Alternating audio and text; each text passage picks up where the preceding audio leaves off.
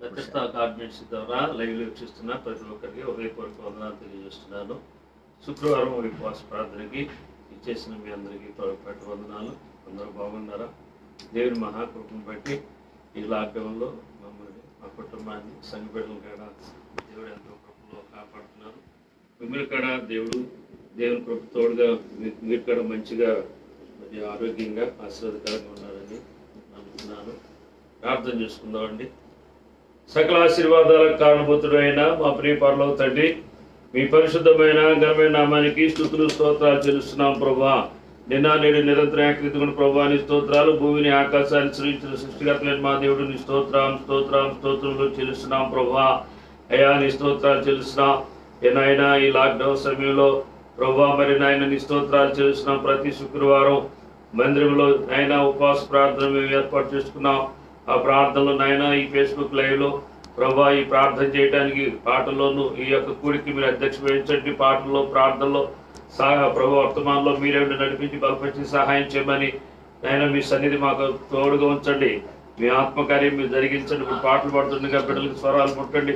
పాటల్లో ప్రారంభం నుంచి ముగింపరికి క్రమముగా మర్యాదగా జరిగించి మీ నామానికి మహిమ ఘనత ప్రభావం తెచ్చుకోమని నజరేయుడైన యేసుక్రీస్తు నామమున బట్టి ప్రార్థించి వేడుకొంచున్నాము తండ్రి.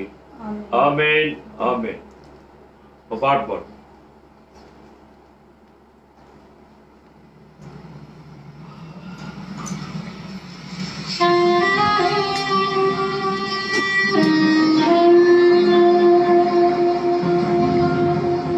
విజయగాను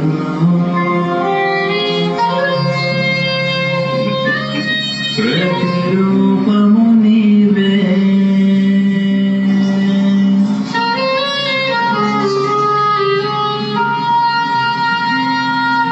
నీవే నా మంచి యేసయ్యా.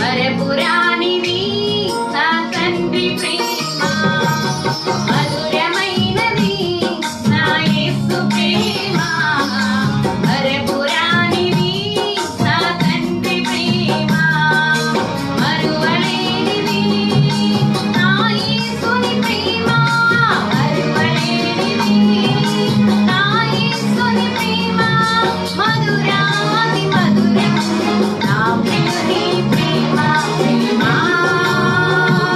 ప్రేమ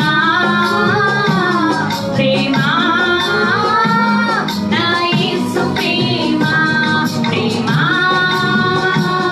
ప్రేమ ప్రేమ నా యేసు ప్రేమ మధురమైనది నా యేసు ప్రేమ మరపురానిది నా తండ్రి ప్రేమ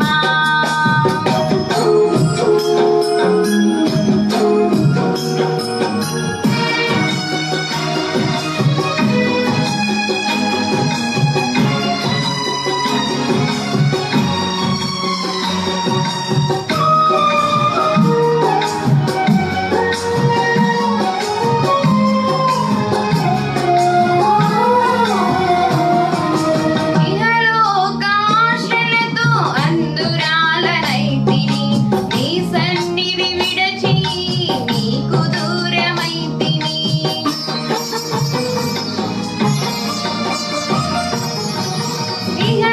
ఇహలోకాశలతో అందురాలనైతిని నీ సన్నిధి విడచి నీకు దూరమైతిని చల్లని స్వరముతో నన్ను నీవు పిలచి చల్లని స్వరముతో నన్ను నీవు పిలచి నీలో నన్ను నిలిపిన నీ ప్రేమ మధురం ప్రేమ ప్రేమ నా యేసు ప్రేమ ప్రేమ ప్రేమ ప్రేమ నా యేసు ప్రేమ మధురమైనది నా యేసు ప్రేమ మరపురానిది నా తండ్రి ప్రేమ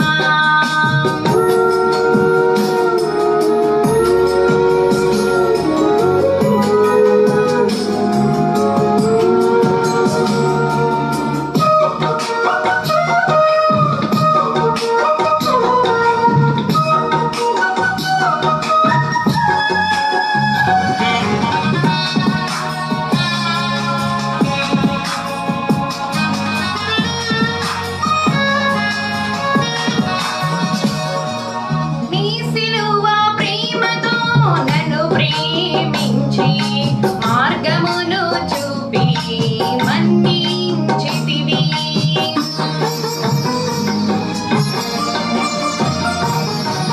నీ సిలువ ప్రేమతో నన్ను ప్రేమించి మార్గమును చూపి మన్నించితివి మరణపు మిల్లును విరిచినావు దేవా మరణపు ముల్లును విరచినావు దేవా జీవమును సగి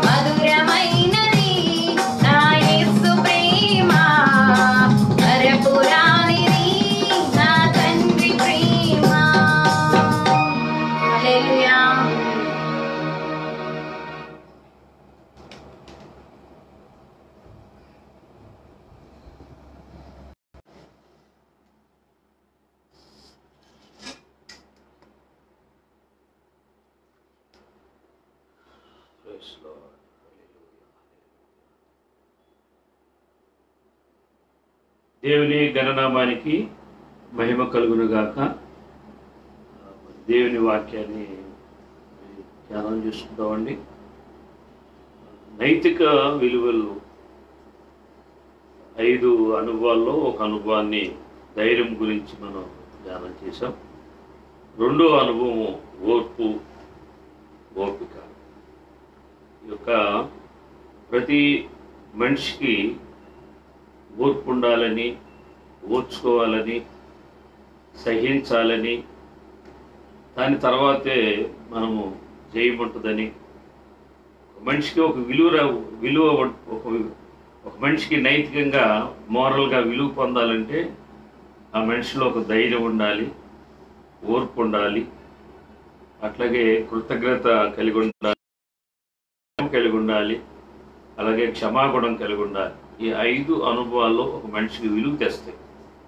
ఆ మనిషిని ఒక మంచి పద్ధతుల్లో ఒక విశ్వాసం, ఆ మనిషికి ఒక విలువని, ఒక ఘనతని తీసుకొచ్చే ఈ యొక్క నైతిక విలువలు మనందరం కలిగి ఉండటం మంచిది. దేవుని వాక్యము ద్వారా మనం ఎలా మనము ఈ ఓర్పు విషయంలో మనం ఎలా మేలు కలుగుద్దో వాక్యాన్ని మనం ఒకసారి ధ్యానం చేసుకుందాం. చూడండి, పరిశుద్ధ గ్రంథంలో రోమిలికి రాసిన పత్రిక 12వ అధ్యాయము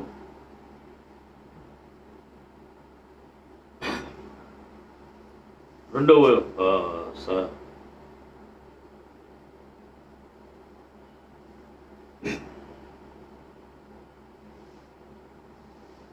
అధ్యాయం రోమా 12:12 చదువుకుందాం. నిరీక్షణ గలవారై సంతోషించుచు శ్రమయందు ఓర్పు గలవారై ప్రార్థనయందు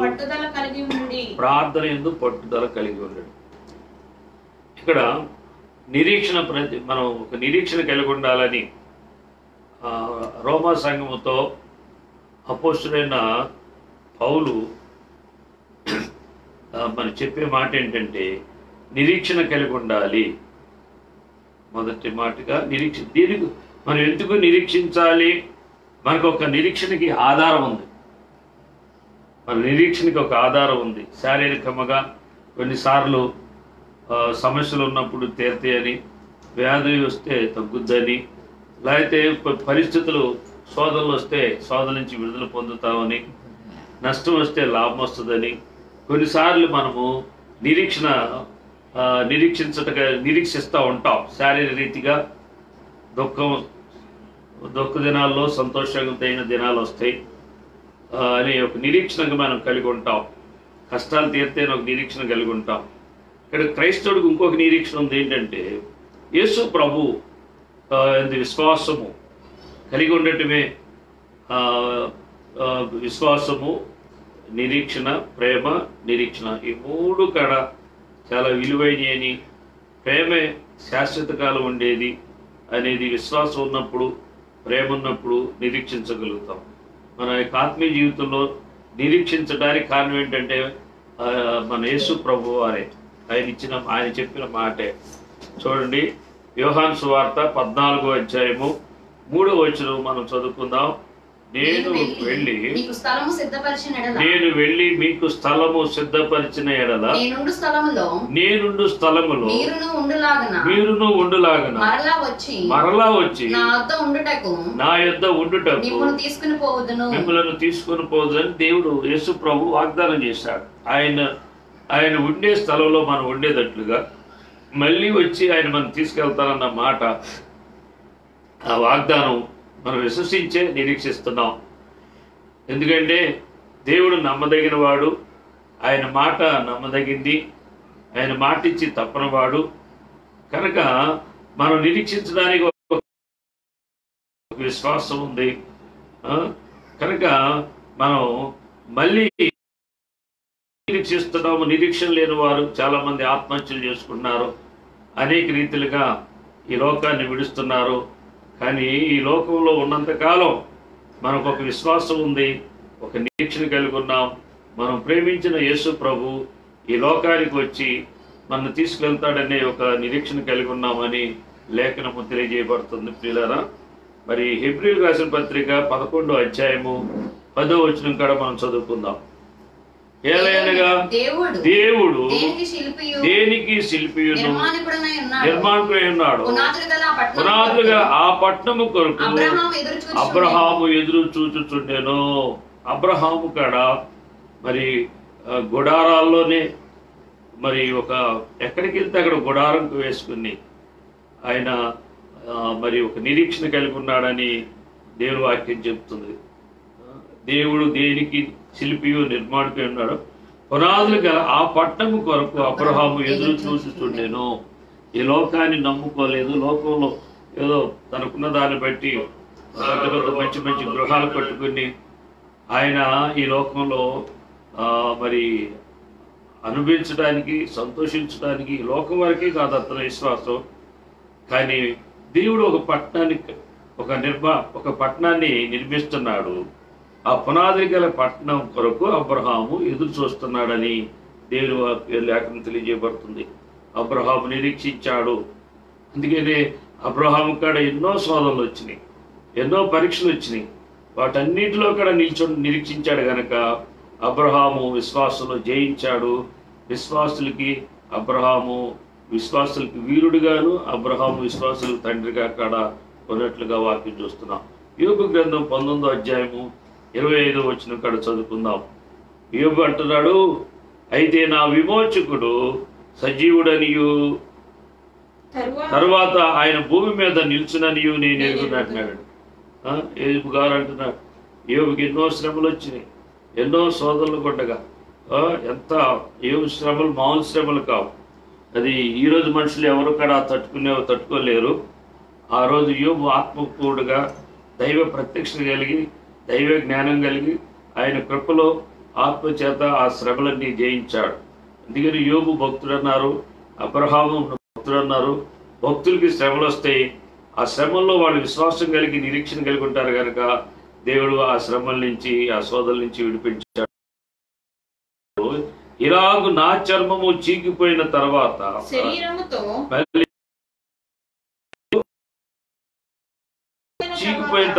శరీరముతో నేను దేవుణ్ణి చూచేదను అంటున్నాడు.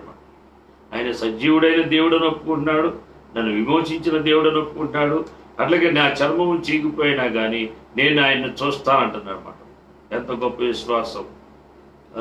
కొన్నిసార్లు కొన్ని శోధనలు వచ్చినప్పుడు, కొన్ని నష్టాలు వచ్చినప్పుడు దేవుడి మీదే అనుమానాలు వస్తాయి.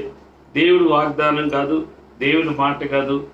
మనం అన్నీ పక్కన పెట్టేసి పరిస్థితులు బట్టి పరిస్థితులు బట్టి మాట్లాడుతూ ఉంటాం. ఆనాడు మోషే దినాల్లో కూడా పరీక్షను బట్టి వాళ్ళకున్న సమస్యను బట్టి నీళ్లు లేనప్పుడు నీళ్లు లేవని నీటి కొరకు సరిగారు గొనిగారు, నీళ్లు చేదుగా ఉంటే గొనిగారు. అలాగే ప్రతి సమస్య ఆహారం లేదని గొనిగారు. ఆనాడు మోషే కాలంలో మనం ఈ గొనగటం మనం చూస్తున్నాం. ఈనాడు ఇక్కడ గొనిగేవాళ్ళు సరిగేవాళ్ళు ఉన్నారు. దేవుడి మాటని నిర్లక్ష్యం చేసి ఉన్న శోధనలో మరి విశ్వాసం బట్టి నిరీక్షించుకోకుండా శోధనలో శోధన బట్టి ప్రవర్తించే వాళ్ళు దేవుని సంతోషపరచలేరు. కానీ శోధనలో విశ్వాసం బట్టి నిరీక్షించిన వాళ్ళు, ముందున్న దేవుని మాటని నమ్మి దేవుని వైపు చూసిన వాళ్ళు భక్తులుగా మార్చబడతారు. అబ్రహాము భక్తుడుగా, అలాగే యోబు మనం భక్తుడుగా, మోషే భక్తుడుగా, పౌలు భక్తుడుగా, వీళ్ళందరూ కూడా సుఖపడాల. వీళ్ళంతా శ్రమలు పడ్డారు, శోధన పడ్డారు. వాళ్ళు చాలా అనేక రీతిలుగా పరీక్షించబడ్డారు కనుక వాళ్ళు భక్తులుగా మార్చబడ్డారు అన్నమాట.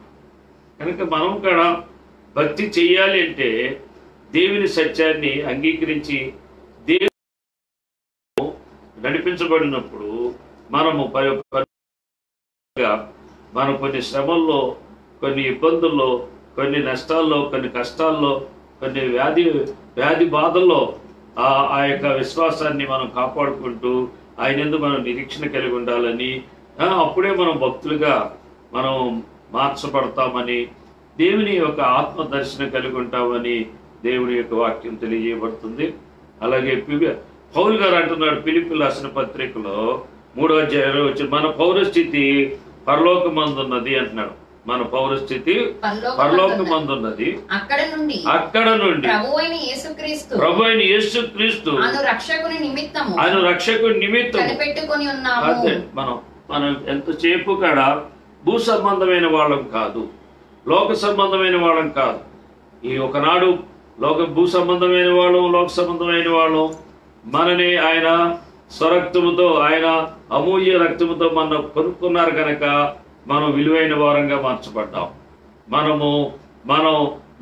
మన పౌరస్థితి పరలోకములో ఉన్నది అని దేవుని లేఖనం తెలియపడు. అక్కడ యేసుక్రీస్తు అనే రక్షకుడు నిమిత్తం మనం కనిపెట్టుకున్నాము అని వాక్యం తెలియజేస్తుంది.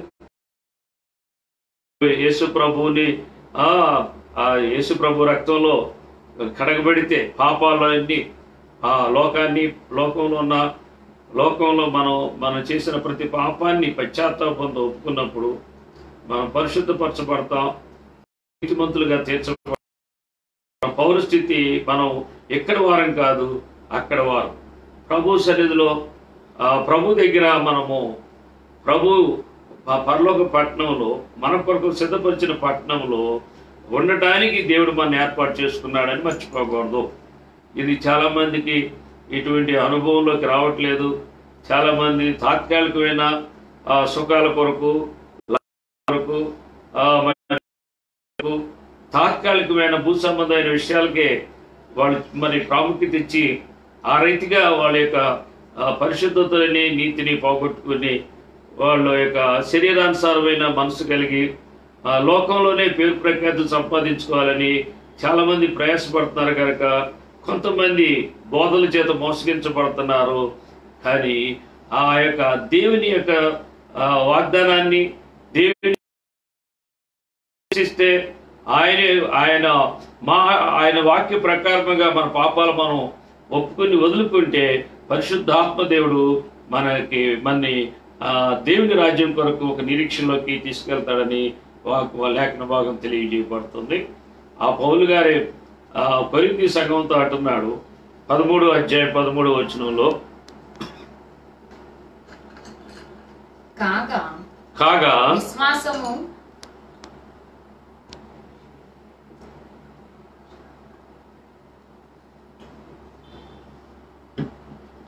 విశ్వాసము, నిరీక్షణ, ప్రేమ ఈ మూడు నిల్చును. వీటిలో శ్రేష్టమైనది ప్రేమయే.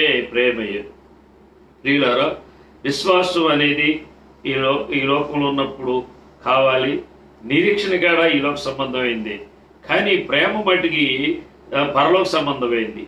యేసు ప్రభువుల వారు పరలోకం నుంచి భూలోకానికి రావటానికి దేవుని ప్రేమ, మానవుల ఎడల ఆయన ప్రేమని వ్యక్తం చేయటానికి, ప్రేమ లేని మనల్ని, పాపులైన మనల్ని పరిశుద్ధులుగా మార్చడానికి, ఆయన ప్రేమ చేత మన పాపములు క్షమించడానికి తన్ను తాను పాపిగా మారి ఆయన మన కొరకు బలి అయిన యేసు ప్రభు కొరకు మనం నిజంగా ప్రేమిస్తే మన లోక పాపాలు, లోక ఆశలు, లోకము మనం విడవాలి. దాని నుంచి మనము పూర్తిగా బలియాగమైపోగా బ్రతికున్నప్పుడే మనం చనిపోయినప్పుడే మనం అది సజీవ యాగం అనమాట. సజీవ యాగం అంటారన్నమాట. వారికే పరలోకములో ఉన్న దేవుని యొక్క పట్టణములో భక్తులుగాను మనకు ఒక మరి నివాసము ఉన్నది అని దేవుని లేఖ నుంచి తెలియజేయబడుతుంది. కనుక మనము ఈ మూడు విషయాలను మనం కలిగి ఉండాలి. ఒకటి మట్టికి శ్రేష్టమైనది ప్రేమ అని దేవుని యొక్క వాక్యము మరి తెలియజేయబడుతుంది. కొరింథీ సంఘానికి పౌలు గారు మరి ఈ విషయంలో విశ్వాసము, నిరీక్షణ, ఈ ప్రేమను గురించి చెప్పుతాం. ప్రేమ ఇది లోక సంబంధమైన ప్రేమ కాదు, అది పరసంబంధమైన ప్రేమ, దేవుని ప్రేమ అన్నమాట. ఇక్కడ రెండవ వచనం ఏంటంటే సంతోషించుట, మరి సంతోషించే అనుభవం మనం కలిగి ఉండాలని. శ్రమల్లో ఎవరైనా సరే దుఃఖపడతారు కానీ, బాధపడతారు కానీ సంతోషించరు. కానీ ఈ యొక్క దేవుని చేత మనం ఆ దేవునిలో ఉన్నప్పుడు శ్రమలో మనం ఆత్మను కలిగి ఉంటే ఆ శ్రమల్లో మనము దుఃఖపడము బాధపడము, కానీ ఒక రకంగా ఆత్మలో సంతోషిస్తాం. శారీరకమైన బాధ ఉండొచ్చు, కానీ ఆత్మలో బట్టికి మనం సంతోషంగా ఉంటుంది. ఎందుకంటే పరిశుద్ధాత్ముడు మనం కలిగి ఉంటాం కనుక, విశ్వాసం కలిగి ఉంటాం కనుక మనం ఆ శ్రమలు మనకు శ్రమలుగా ఉండవు, ఆ బాధ మనకు బాధగా ఉండదు కనుక వాటిని మర్చిపోయేట్టుగా పరిశుద్ధాత్మ దేవుడు మన హృదయాన్ని ఆనందం కలిగిస్తాడు. ఆత్మలో ఆనందం కలిగిస్తాం. ఆ విషయం పౌలు గారు చెప్తున్నాడు. ఒకసారి పౌలు శైలిలో సువార్త ప్రకటించినప్పుడు వారిని శరసాల్లో వేసినప్పుడు వారు దుఃఖపడలేదు, బాధపడలేదు, భయపడలేదు. కానీ వారు మధ్యరాత్రి వేళ ఆ యొక్క ప్రార్థనలతోనూ మరి కీర్తనలతో దేవుని ఆరాధిస్తున్నప్పుడు దేవుడు అక్కడ ఒక గొప్ప కార్యం జరిగించి చెరసాల అధికారి కుటుంబాన్ని రక్షించినట్లుగా చూస్తున్నాం. అట్లాగే సంతోషము అనేది హృదయ ఆత్మ సంబంధమైన సంతోషం గురించే ఇక్కడ పౌలు గారు చెప్తున్నారు. 3వ వచనం, శ్రమల యందు ఓర్పు గలవారై ప్రార్థన యందు పట్టుదల కలిగి ఉండాలని చెప్తున్నమాట. ప్రార్థన యందు కూడా పట్టుదల కలిగి ఉండాలి. ఇక్కడ సామెతల గ్రంథం 24వ అధ్యాయము 10వ వచనం కూడా మనం చదువుకుందాం. శ్రమ దినమున నీవు కృంగిన ఎడల నీవు చేతగాని వాడు అవుతావు. శ్రమ దినములో మనం కృంగితే చేతగాని వాళ్ళు అవుతాం అన్నమాట. అందుకనే వాక్యాన్ని జ్ఞాపకం చేసుకొని శ్రమలు వచ్చినప్పుడు, శోధనలు వచ్చినప్పుడు, నష్టాలు వచ్చినప్పుడు, కష్టాలు వచ్చినప్పుడు, వ్యాధులు వచ్చినప్పుడు మనము లోకం వైపు, మనుషుల వైపు చూడుకోకుండా, శ్రమల వైపు చూడుకోకుండా మనం ఉంటే మన కుంగ చేయడానికి, కుంగిపోవటానికి, భయపడిపోవటానికి, మళ్ళీ లోకస్తుల మాటలో, సాతాను మాటలో వినటానికి అంత బలహీనంగా ఉన్నాం మనం. అందుకనే ధైర్యంగా ఆత్మని, సత్యవాక్యాన్ని మనం ఎప్పుడైతే విశ్వసించామో, ఆత్మను మనం ఎప్పుడైతే కలిగి ఉంటామో ఆ శ్రమలను మనము జయిస్తాము. ఎలాగంటే ఓర్చుకుంటాము, సహిస్తాము, మన విశ్వాసంతో జయిస్తాం అన్నమాట. అందుకని మనం చేతగాని వాళ్ళం ఆ శ్రమలు మన ఏమీ చేయవని, ఆ శ్రమల వలన, మన ఓర్పు వలన లోకంలో అనేక మంది మరి తెలుసుకునేటట్లుగా మన దేవుడు నిలబెట్టుకుంటాడు. మీరు గమనించండి. అట్లాగే 1 సమూయేలు 2వ అధ్యాయము 1వ వచనం కాడ మనం చదువుకుందాం. 1 సమూయేలు 2వ అధ్యాయం 1. మరియు అన్నా విజ్ఞాపన చేసి ఇలాగ నేను నా హృదయము యెహోవా యందు సంతోషించుచున్నది, యెహోవా యందు నాకు మహాబలము కలిగినని రక్షణను బట్టి సంతోషించుచున్నాను, నా విరోధుల మీద నేను అతిశయపడుతును. దేవుని స్తోత్రం. అన్నా మరి విషయంలో చూసుకున్నప్పుడు అన్నా ఎంతో శోధించబడింది. పెనిన్నా చేత, తనకు బిడ్డలు లేరని సూటిపోటి మాటల చేత ఆ పెనిన్నా చేత ఎంతో శోధించబడింది, ఎంతో బాధపడింది, ఎంతో దుఃఖపడింది. కానీ ఒకరోజు ఒక నిరీక్షించటం వల్ల, ప్రభుకి ప్రార్థించటం వల్ల అన్నా గర్భాన్ని తెరిచి అన్నాకి మొదటగా దేవుడు సమూయేలుని ఇచ్చాడు. ఒక్క సమూయేలుని దేవుడికి ఇస్తానని ఎప్పుడైతే తను తీర్మానం చేసుకుందో మళ్ళీ అన్నాకి 5 బిడ్డల్ని ఇచ్చాడు. 3 మగ పిల్లల్ని, 2 ఆడపిల్లల్ని, 5 పిల్లల్ని ఇచ్చి ఆ అన్నాన్ని సంతోషపరిచాడు దేవుడు. వీళ్ళారా మరి అలా కుంగిపోయి ఈ రోజుల్లో మరి బిడ్డలు లేని వాడు కుంగిపోతున్నారు. వాళ్ళ మాటలు వీళ్ళ మాటలు విని న్యూనత కలిగి బలహీనంగా అనేక మంది ఆత్మహత్యలు చేసుకునే వాళ్ళు, లేకపోతే రోజు ఏడుతున్న వాళ్ళు, శుభకార్యాలకు వెళ్ళిన వాళ్ళు, ఇవాళ పిల్లలు లేని లోటును బట్టి ఎంతో మంది బాధపడే వాళ్ళని మనం చూస్తున్నాం.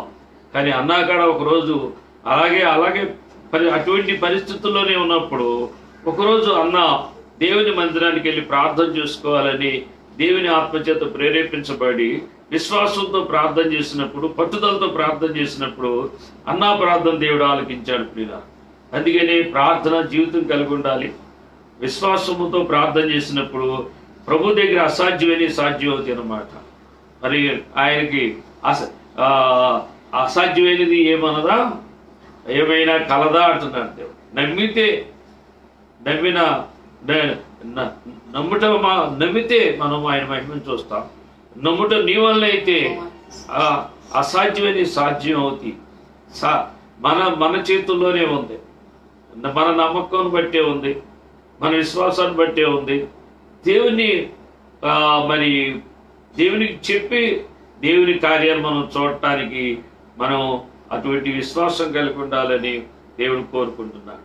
దేవుని ఎడల మనం విశ్వాసం కలిగి ఉండాలి, సంతోషం కలిగి ఉండాలి. ప్రార్థన చేసినప్పుడు గొప్ప కార్యాలు మన పక్షంగా దేవుడు చేస్తాడు. ఆదికాండం 32వ అధ్యాయము 24వ వచనం కాడ మనం చదువుకుందాం. యాకోబు ఒక్కడు మిగిలిపోయెను, ఒక నరుడు తెల్లవారు వరకు అతనితో పెనుగులాడెను. అదండి వాక్యం ఏం చెప్తాడు. యాకోబు ఒక్కడు మిగిలిపోయాడు, ఒక నరుడు తెల్లవారు వరకు అతనితో పెనుగులాడెను అని వాక్యం తెలియజేస్తాడు. యాకోబు తనకు వచ్చిన శోధనలో, శ్రమలో, భయముతో తన అన్నయ్య ఏశావు చంపడానికి వస్తున్నాడు అనగానే తన హృదయం పగిలిపోయింది. దేవునికి ప్రార్థన చేసుకోవాలి, దేవునికి తన బాధ చెప్పుకోవాలి అనుకున్నాడు. ఎబ్బేకురేవు దగ్గర ఆగిపోయాడు. 28వ వచనం. అప్పుడు ఆయన నీవు ఆ ఎబ్బేకురేవు దగ్గర రాత్రంతా పెనుగులాడాడు అన్నమాట అన్నాడు. అప్పుడు ఆయన నీవు దేవునితోనూ మనుషులతోనూ పోరాడి గెలిచితివి గనుక ఇక మీదట నీ పేరు ఇజ్రాయేలే గాని యాకోబు అనబడదన్నాడు. యాకోబు అంటే మోసగాడు. ఎప్పుడైతే దేవునితో సహవాసం కలిగి ఉన్నాడో, పట్టుదల కలిగి ప్రార్థన చేశాడో, పాపాన్ని, తనలో ఉన్న పాపాన్ని, తనలో ఉన్న మోసాన్ని అంతా కూడా దేవుడు క్షమించాడు. అతని పాత జీవితం మారిపోయింది. అతను నూతన వ్యక్తిగా, ఇజ్రాయేలుడిగా మారిపోయాడు. యథార్థవంతుడిగా, దేవుని బిడ్డగా మారిపోయాడు. కారణం యాకోబు చేసుకున్న తీర్మానమే. తన పాత జీవితాన్ని ప్రభువు చెప్పుకున్నాడు, దాన్ని ప్రభు క్షమించి అటువంటి పోరాటం చేశాడు. మగసిరి కలిగిన వీరుడిగా, ప్రార్థనాపరుడిగా మనం చెప్పుకోవచ్చు. దేవుడే అన్నాడు అన్నమాట. దేవుని దూతను జయించిన యాకోబు పట్టుదల గల ప్రార్థన. కనుక యాకోబు అప్పుడు ఎప్పుడైతే దేవుని దగ్గర సమాధానం పడ్డాడో, తన అన్నను సమాధానం పరిచాడు. వాళ్ళిద్దరి కాడ ఏక మనసు కలిగి, ప్రేమ కలిగి, ఎవరికి వాళ్ళే మరి విరోధంగా కాకుండా ప్రేమగా విడిపోయారు అన్నమాట. ప్రియులారా, ఎందుకంటే ప్రేమలోనే జయం ఉన్నది. ప్రేమ కలిగిన దేవుడికి మనలో ఉన్న లోపాలని, మనలో ఉన్న అవిధేయతల్ని మనం ఒప్పుకున్నప్పుడు, ఆయన క్షమించి ప్రార్థన చేసినప్పుడు దేవుడు నిశ్చయముగా మన శత్రువులు మిత్రులుగా మారుస్తాడు. అన్నను తన తమ్ముడిని చంపడానికి 400 మందితో మరి వస్తున్న ఏశావుని దేవుడు సాధుడుగా మార్చేశాడు. ద్వేషము ఉన్న స్థానంలో ప్రేమను కలిగించాడు. సమాధానం లేని స్థితిలో ఇద్దరికి సమాధానం పరిచాడు. ఎంత గొప్ప దేవుడు! ఈరోజు కూడా దేవుడికి ఇష్టంగా మనం ఉంటే మన శత్రువుని మిత్రుడిగా మారుస్తాడు అని దేవుని లేఖనం తెలియజేయబడుతుంది. ఇలా మరి ఇంకో మాట చూసుకుందాం. హెబ్రీయులకు రాసిన పత్రిక 12వ అధ్యాయము 2వ వచనం. మనము కూడా ప్రతి భారమును సులువుగా చిక్కులు పెట్టు పాపమును విడిచిపెట్టి విశ్వాసమునకు కర్తయు దానిని కొనసాగించువాడైన యేసు వైపు చూచుచు మన ఎదుట ఉంచబడిన పందెములో ఓపికతో పరిగెత్తుదు. ఆయన తన ఎదుట ఉంచబడిన ఆనందము కొరకై అవమానమును నిర్లక్ష్యపెట్టి సిలువను సహించి దేవుని సింహాసనం యొక్క కుడిపార్శ్వమున ఆసీనుడై ఉన్నాడు. దేవుని స్తోత్రం. మనం ఈ విషయాల్లో మనుషులు యేసు వైపే చూడాలి. యేసు ఎలా మరి ఈ లోకంలో యేసు ప్రభువుకి ఎన్ని శ్రమలు వచ్చినాయో, ఎన్ని అవమానాలు వచ్చినాయో, ఎన్ని నిందలు వచ్చినాయో, ఎంతగా ఆయన శోధించబడ్డాడో, బాధించబడ్డాడో, హింసించబడ్డాడో, నలకొట్టబడ్డాడో, మరి ఏ పాపము లేని యేసుని ఒక పాపిగా మరి మారినప్పుడు ఆయన పొందిన హింస, మన పాపమే మనమే మోసుకోలేకపోతున్నాం, ఆయన లోక పాపాలన్నీ కూడా ఆయన భరించాడు. ఇదిగో లోక పాపములు మోసుకొనిచున్న దేవుని గొర్రెపిల్లగా ఆయన మన కొరకు మరణించడానికి వచ్చిన ప్రవచనం నెరవేర్చాడు ఆయన. కనుక ఆయన శిలువ శ్రమలు సహించాడు. అలాగే మన శిలువను మనం మోస్తే, అందరి శిలువ భారం ఆయన మోసాడు, మన శిలువను మనం మోసుకుంటూ ఆయన మనం వెంబడించాలి. సులువుగా చిక్కులు పెట్టు పప్పు విడిచిపెట్టి విశ్వాసమునకు కర్తయు దాన్ని కొనసాగించువాడని యేసు వైపు చూచుచు మన ఎదుట ఉంచబడిన పందెములో మనం పందెములో ఉన్నాం, పోరాటంలో ఉన్నాం, పరుగు పందెం అన్నమాట. అందుకనే పౌలు గారు నా పరుగు కడముట్టించుని విశ్వాసం కాపాడుకుంటేనే నా కొరకు నీతి కిరీటము నా కొరకు నీతి కిరీటము ఉంచబడింది అని పౌలు గారు సాక్షి చెప్తున్నాడు. మనం పోరాటంలో ఉన్నాము, పరుగులో ఉన్నాము, మనం కడముట్టించవలసిన వారమే ఉన్నాం. అందుకనే యేసు ప్రభువుని గారు తండ్రి చిత్తము నెరవేర్చుకుని ఆయన తన పనిని ముగించుకున్నాడు. మనం కూడా తండ్రి చిత్తాన్ని నెరవేర్చుకుంటానికి మనం కూడా ఓపికతో ఓర్మితో ఈ పోరాటంలో ముందుకు సాగాలని దేవుని యొక్క లేఖనము తెలియజేయబడుతుంది. యేసు ప్రభు జయించాడు కనుక ఆయన సింహాసనాసీనుడయ్యాడు.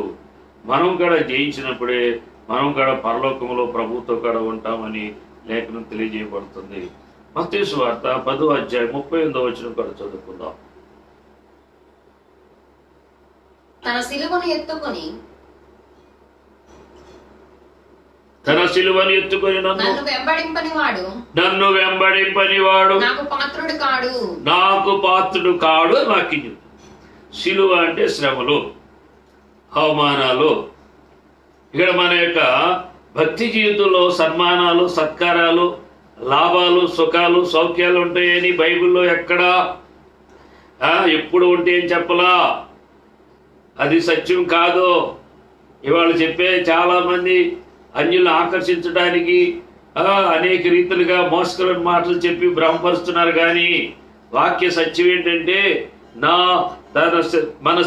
తన సిలువని ఎత్తుకొని నన్ను వెంబడింపని వాడు నాకు పాత్రుడు కాదని. అంటే యేసు ప్రభువు ఎందు విశ్వాసం కలిగినప్పుడు మనకి అనుమతించిన శ్రమలు, ఆ శ్రమల్లో మనం నిల్చుండాలి, ఆ శ్రమల్లో ఓర్పు కలిగి ఉండాలి. ఆ శ్రమల కొరకు మనం మరి సహించి ఆ శ్రమల్లో మనం ముందుకు సాగాలి. కానీ మనము భయపడాల్సిన పని లేదని దేవుని వాక్యం చెప్తుందన్నమాట. శ్రమలు ఉంటే అపోస్తులకి అందరికీ శ్రమలు పడ్డారు, వాళ్ళు శోధనలు పడ్డారు. అపోస్తులు హతసాక్షులయ్యారు. యేసు ప్రభు శిష్యులకే ఎన్నో శ్రమలు గుండగా వెళ్ళారు. ఆదిమ సంఘం వెళ్ళింది. అలా మనందరం కూడా శ్రమను అనుభవించి శ్రమల్లోని మనం ముందుకు వెళ్ళాలని వాళ్ళు మనకి ఒక మార్గాన్ని చూపించారు. ఈరోజు చెప్పే మాటలు మోసకరమైన మాటలు, కానీ అది అపోస్తుల అనుభవము, ఒక సత్యము కాదు. మనకి దేవుడు కొన్ని శ్రమలు మనం నిర్ణయించిన ఆ యొక్క శ్రమలు దాన్ని యేసు ప్రభు కొరకు విశ్వాసముతో, ప్రేమతో, సహనముతో, ఓర్పుతో, నిరీక్షణతో వాటిని మనం అనుభవించాలి.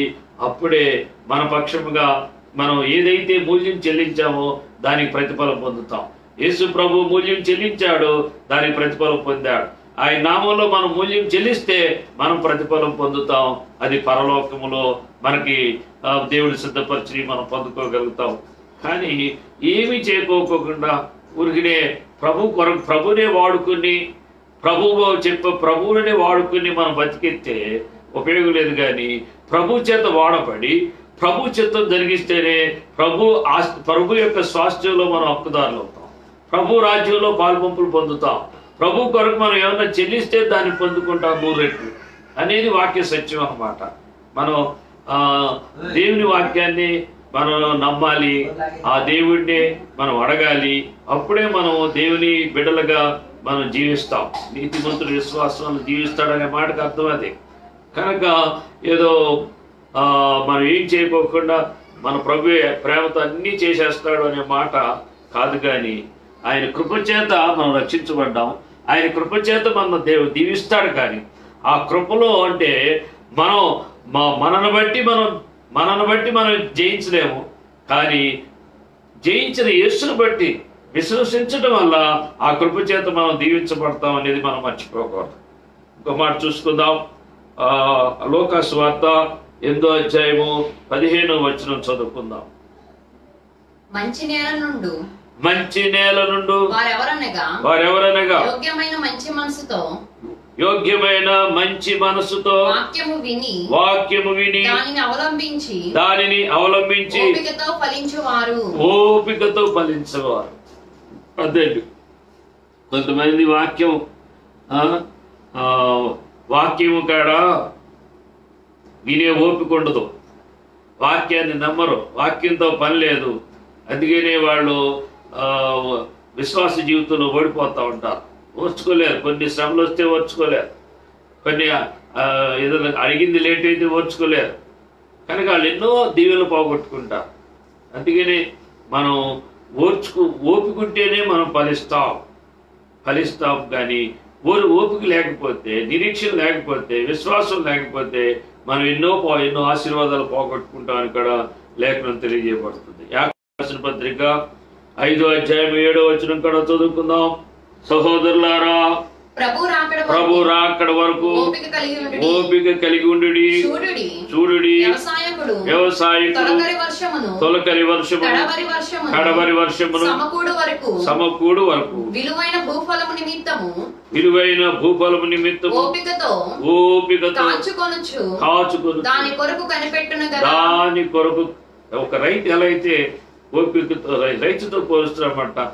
ఈరోజు రైతు విత్తనం వేసేటప్పుడే అతను ముందే ఆలోచించి సకాలంలో వర్షాలు పడతాయా, లేకపోతే తుఫాలు రాకుండా ఉంటాయా, లేకపోతే మన కష్టాజీతం మన ఇంటికి వస్తుందా, ఇన్ని ఆలోచిస్తే రైతు విత్తనం వేయలేడు. కనుక ఒక విశ్వాసంతో ఒక విత్తనం వేస్తున్నాడు. దాన్ని విశ్వాసంతో కనిపెట్టుకున్నప్పుడు దేవుడి కృపను బట్టి అవి పొందుకుంటున్నాడు. కనుక మనం కూడా ఒక రైతు ఎలా అయితే విశ్వాసం కలిగి ఓర్చుకుంటాడు. రైతుకి వ్యవసాయం చేసినప్పుడు పురుగుల ద్వారా, చీడ పురుగుల ద్వారా, అలాగే ఇంకా ప్రకృతి వైపరీత్యాల వల్ల ఎంతో పంట చేతికి వచ్చే వరకు, ఇంటికి వెళ్ళే వరకు ఇక్కడ నమ్మకం లేదు. అయినా కానీ రైతు మట్టికి వ్యవసాయం మానడం. గత సంవత్సరాలు నష్టపోయిన మళ్ళీ సంవత్సరం అప్పో తీసుకొచ్చి మళ్ళీ విత్తనాలు వేసి మళ్ళీ వ్యవసాయం చేస్తాడు. కారణం ఏంటంటే అతని యొక్క విశ్వాసము, నిరీక్షణ, అతను ఓర్పు అనేది మనం పోల్చి దేవుడు యాకోబు గారు చెప్తున్నారు అన్నమాట. 8వ వచనం కూడా చదువుకుందాం. ప్రభు రాక సమీపించి ఉన్నది కనుక మీరును ఓపిక కలిగి ఉండి. ఈ రోజుల్లో మనకి ఎంతో ఓపిక అవసరమండి. ఈ రోజుల్లో చాలా కలవరమైన దినాలు, రాకడ దినాలు, ప్రభు అంటే భయం లేని దినాలు, ఇష్టానుసారంగా మనుషులు సంచరించి ప్రవర్తించి అక్రమంగా అన్యాయంగా నడుచుకునే దినాల్లో మనం ఉన్నాం. కనుక మన హృదయాల్ని స్థిరపరచుకోవాలంటే ఓపిక కలిగి ఉండి మీ హృదయములను స్థిరపరచుకోండి.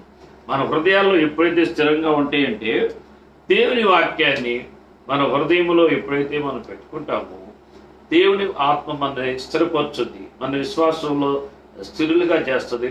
దేవుని నిరీక్షణ కలిగేటట్టుగా మనం ఉంటాం. కనుక మనం బయట ప్రపంచ పరిస్థితులన్నీ మనం కదిలించలేవు, మనం భయపెట్టలేవు. ఎందుకంటే మనం దేవుని యందు ఒక విశ్వాసం కలిగి ఉన్నాం కనుక, ఒక నిరీక్షణ కలిగి ఉన్నాం కనుక, దేవునితో మనకు సహవాసం కలిగి ఉన్నాం కనుక మనం ధైర్యంగా ఉండగలుగుతాం. ఇవాళ క్రైస్తవులే ధైర్యంగా ఉండగలుగుతారు. ఎవరు క్రైస్తవుడు అంటే క్రీస్తును కలిగిన వాడు, క్రీస్తు చేత క్రీస్తు యందు విశ్వాసం కలిగిన వాడు, లోకాన్ని పాపాన్ని వదిలి వాక్యాన్ని సత్యాన్ని నమ్మినవాడు, ఆత్మ చెప్పినట్టుగా నడుచుకునేవాడే నిజమైన క్రైస్తవుడు. వాళ్ళ హృదయంలో ధైర్యంగా ఉండగలుగుతారు, కలవరం చెందకోకుండా ఉంటారని వాక్యం చెప్తుంది. యోహాను పత్రిక, యోహాను సువార్త 16వ అధ్యాయం 33వ వచనం చదువుకుందాం. యోహాను 16:33. నా యందు మీకు సమాధానము కలిగినట్లు ఈ మాటలు మీతో చెప్పుచున్నాను. లోకములో మీకు శ్రమ కలుగును. అయినను ధైర్యము తెచ్చుకొనుడి. నేను లోకమును జయించి ఉన్నాను అంటున్నాడు. దేవుని స్తోత్రం. యేసు ప్రభువు శిష్యులకు చెప్పాడు, శిష్యులు మనకు చెప్తున్నారు. ఆ మాట నమ్మినప్పుడే యేసు ప్రభువులో మనం స్థిరంగా ఉండగలుగుతాం, ఓర్పుగా కలిగి నిరీక్షణ కలిగి ఉంటాం. ఆడ మాటలు వీళ్ళ మాటలు, యేసు చెప్పని మాటలు, వాక్యంలో లేని మాటలు ఎవరు నమ్మినా కానీ మోసగించబడతారు. అది అబద్ధము నమ్మిన ప్రతి ఒక్కడు కూడా ఆశ్చర్యుడే. నైతికతను కోల్పోతాడు. ఆత్మ సంబంధంగా హృదయము మనస్సుని పట్టి కాకోకుండా తను శరీరాన్ని బట్టి ప్రవర్తిస్తాడు. వారి యొక్క ఉద్రేకాలను బట్టి మనం ప్రవర్తిస్తాడు. కానీ ఎప్పుడైతే మనం ఎప్పుడైతే విశ్వసించామో, ప్రభు మాటని ఎప్పుడైతే మనం నమ్మామో, ఆ నమ్మకమే మనని స్థిరపరచుద్ది అనమాట. అందుకని ఇక్కడ ప్రభు అంటున్నాడు, నా యందు మీకు సమాధానము కలిగినట్లు ఈ మాటలు మీతో చెప్తా. అంటే ఇప్పుడు వాడు శిష్యులకి సమాధానం లేదు. శ్రమ వచ్చింది, యేసు ప్రభువుని సెలవుకు అప్పగించేశారు. శిష్యులు భయపడిపోయారు. సమాధానం లేని వారికి ఉంటున్నారు. మన్నకడ పట్టుకుంటారేమో, మన్నకడ చంపేస్తారేమో అని భయపడిపోతాం. అప్పుడు ప్రభు పునరుద్ధరణ ఇచ్చి వాళ్ళతో చెప్తున్నమాట, ఈ మాటలు మీతో చెప్తున్నాను, లోకములో మీకు శ్రమ కలుగును అన్నాడు. శ్రమలు లేవు, శోధం రావు, అన్నీ మీకు వేలు జరుగుద్ది, మీరు అడిగింది ప్రతిదీ ప్రభు ఇస్తాడు అనే మాట వాక్యం చెప్పలేదు, ప్రభు చెప్పలేదు. వాక్యం చెప్పింది, ప్రభు చెప్పింది చెప్పే మాటలని దొంగ మాటలు. ఈ దొంగ మాటలు నమ్మిన వాళ్ళు నిజంగా వాళ్ళు కూడా అబద్ధికులుగా మార్చబడి మోసగించబడతారు. అందుకనే వాక్యంలో ఉందా లేదా, యేసు ప్రభు ఏం చెప్పాడు, అపోస్తులు ఏం చెప్పారు, అలా వాళ్ళు ఎలా నడిచారు అనేది ప్రామాణికంగా మనం చూసుకున్నప్పుడే మనం దేవుని ఆత్మ చేత మనం నడిపించబడతాం, దేవుని వాక్యం చేత మనం స్థిరపరచబడతాం. అందుకని అది మనకు వాక్యమే గురిగా ఉండాలి. కానీ మరి వాక్యంలో లేని మాటలు ఎవరు చెప్పినా నమ్మేస్తే అది దానికి వారి యొక్క నైతికమే, వారి యొక్క హృదయము మనస్సే జవాబు అన్నమాట. వాళ్ళ స్థితి వాక్యానుసారమైన రక్షించబడలేదు. వాక్యం చేత వాళ్ళు మారు మనసులు పొందలేదు, వాక్యము చేత వాళ్ళ హృదయాల్ని మార్చుకోలేదు. కనుక వాళ్ళు మోసగించబడతారు. అదే యేసు ప్రభు స్పష్టంగా చెప్తున్నాడు, లోకములో మీకు శ్రమ కలుగును, అయినను ధైర్యము తెచ్చుకోండి, నేను లోకమును జయించి ఉన్నానెను. యేసు ప్రభు లోకాన్ని జయించాడు. లోకంలో యేసు ప్రభువుని విశ్వసించి యేసు ప్రభు చెప్పినట్టుగా నడుచుకుంటే మనం కూడా లోకాన్ని జయిస్తామని దేవుని వాక్యం స్పష్టంగా చెప్తుంది. ప్రియులారా, కనుక మనం భయపడవలసిన పని లేదు. మళ్ళీ ఒక వాగ్దానాన్ని మనం జ్ఞాపకం చేసుకుందాం. యోహాను సువార్త 4:3 అంటాడు, నేను వెళ్ళి మీకు స్థలము సిద్ధపరిచినట్లా నేనుండు స్థలములో మీరును ఉండులాగన మరలా వచ్చి నా యొద్ద ఉండుటకు మిమ్మలను తీసుకొని పోదును అంటున్నాడు. యేసు ప్రభు మాట నమ్మదగింది. ఆయన యందు మన విశ్వాసం నిరీక్షణ కలిగి ఆయన రాకడ కొరకు మనం ఎదురు చూడవలసిన వారు విన్నాం. ప్రభు ఈ మాటలు దీవించును గాక. మరి ఒక పాట పాడుకున్న తర్వాత ప్రార్థన చేసుకుందాం.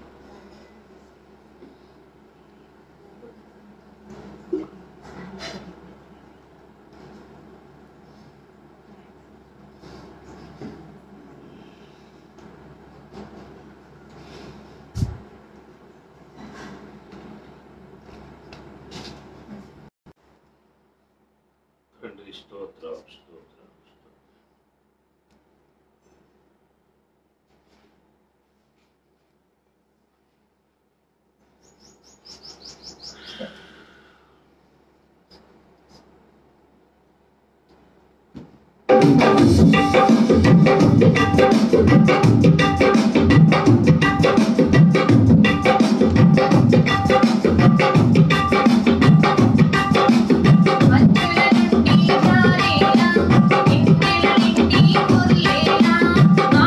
ఆశీర్వదిస్తాడు యేసయ్య.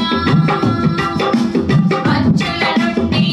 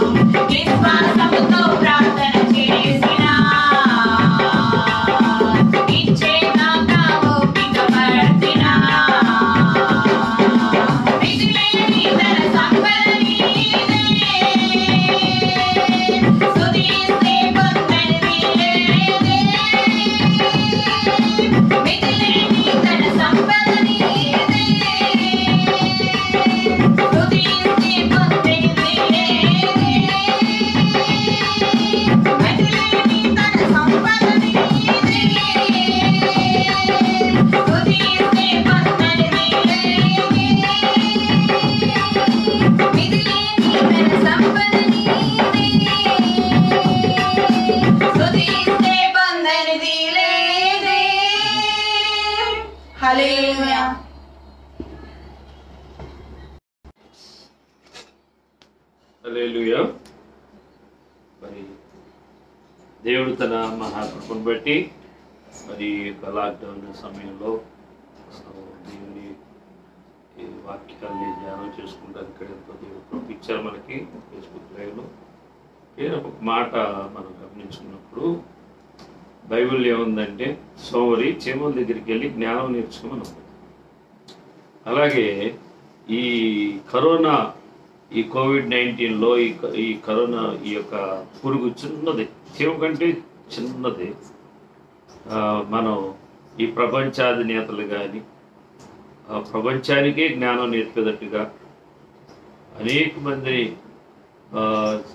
సరిచేసేటట్టుగా వాళ్ళకి ఇంకా అనేకమైన తెలుసుకునే అనేకమైన ప్రత్యేకమైన విషయాలు ఈ కరోనాలో మనం నేర్చుకోగలుగుతున్నాం. ప్రపంచం నేర్చుకోగలుగుతుంది. జ్ఞానం లాంటి వాడు గొప్ప గొప్ప వాళ్ళు కూడా అనేకమైన విషయాలు తెలుసుకోగలుగుతుంది. ఎందుకంటే ఇటువంటి పరిస్థితులు మన హయాంలో రాలేదు.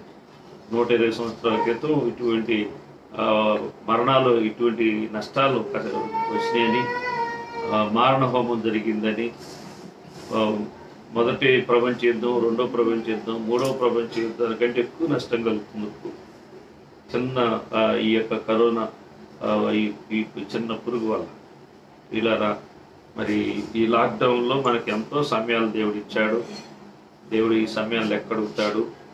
దేవుని ఎరిగిన వాళ్ళు విశ్వాసంలో స్థిరంగా ఉండాలంటే, లోకాన్ని జయించాలంటే, ముందున్న శ్రమలు జయించాలంటే ప్రతి ఒక్కరు సమయాన్ని సద్వినియోగపరచుకోవాలి. లేఖనాన్ని, వాక్యాన్ని ధ్యానం చేసుకుంటూ, విశ్వాసంతో ప్రార్థన చేసుకుంటూ, ఆత్మీయంగా భక్తిగా మనం ఉన్నప్పుడే మనం ప్రభు ఎప్పుడు మనల్ని పిలిచినా వెళ్ళటానికి సిద్ధంగా ఉండాలి. ఇక మిగతా వాగ్వాదాలకి అవన్నీ మనకు అనవసరం. ప్రభువు రాకడ ఎప్పుడైనా కానీ, మన పోకడ ఎప్పుడైనా కానీ మనం సిద్ధంగా ఉండాలి. మనం విశ్వాసం కలిగి ఉండాలి, నిరీక్షణ కలిగి ఉండాలి, ప్రేమ కలిగి ఉండాలి. ఈ 3 విషయాలు మనం జాగ్రత్తగా చూసుకుంటూ మనం బ్యాలెన్స్డ్గా మన భక్తిని మనం కాపాడుకుంటాం. చాలా మంచిది. ఆ విషయంలో ఎప్పటికప్పటికే నా మట్టికి నేను రోజు ప్రార్థన చేస్తున్నా వాక్యం కొరకు. ప్రభా, నీ మాటగా నువ్వు మాట్లాడాలి మాతో, నాతో. నీ మాటల వల్ల మేము విశ్వాసంలో స్థిరంగా ఉండాలి, మేము ఆత్మీయంగా ముందుకు నడవాలి ప్రభా అని ప్రార్థన చేస్తూ అనేక మంది లైవ్లో మరి ఎవరైతే చూస్తున్నారో వాళ్ళ కోసం కూడా ప్రార్థన చేస్తున్నాం. వాళ్ళకి మంచి ఆరోగ్యాలు కలిగి ఉండాలని, ఆర్థికంగా బాగోవాలని, దేవుని మీద విశ్వాసం కలిగి, నిరీక్షణ కలిగి, ఆత్మీయంగా ముందుకు నడవాలని వాళ్ళ కోసం కూడా మేము ప్రార్థన చేస్తున్నాం. రక్షణ పొందిన వాళ్ళు రక్షణ పొందాలి, రక్షణ పొందిన వాళ్ళు విశ్వాసంలో స్థిరంగా బలంగా ముందుకు సాగాలని మేము ఎక్కువగా ప్రార్థన చేస్తున్నాం.